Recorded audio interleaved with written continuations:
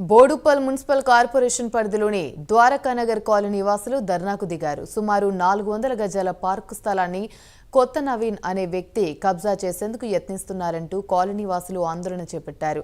Park స్థలంలో ఏర్పాటు చేసిన దిమ్మెను కూల్చివేస్తుండగా కాలనీ వాసులు అడ్డుకున్నారు. కబ్జాకు యత్నించిన కొత్త నవీన్ పైన చర్యలు తీసుకోవాలని డిమాండ్ చేశారు. మధ్య భాగంలో మాకు పార్కుగా కేటాయించిన స్థలంలో ఒక షెడ్ను నిర్మించుకోవడం జరిగింది. ఈ కార్యక్రమాలన్నీ జరిపినప్పుడు ఎలాంటి అవాంఛనీయ సంఘటనలు జరగలేదు. ఇప్పటివరకు ఎవరూ రాలేదు. ఇప్పటివరకు మేము ఇది స్థలం మాది అని చెప్పి ఇప్పటివరకు రాలేదు 15-20 సంవత్సరాల నుండి. కానీ గత నెలలో నవంబర్ 19 తారీఖు ఒక దొంగ డాక్యుమెంట్ సృష్టించుకొని రిజిస్ట్రేషన్ చేయించుకొని కొత్త నవీన్ అనే వ్యక్తి వచ్చి మేము దేవస్థానం నిర్మించుకుంటున్నప్పుడు విగ్రహం ప్రతిష్ఠించడానికి కట్టిన దిమ్మను కాలితో తన్ని పడగొట్టడం జరిగింది. దాన్ని మేము కాలనీ సభ్యులందరము కలిసి వ్యతిరేకిస్తున్నాం.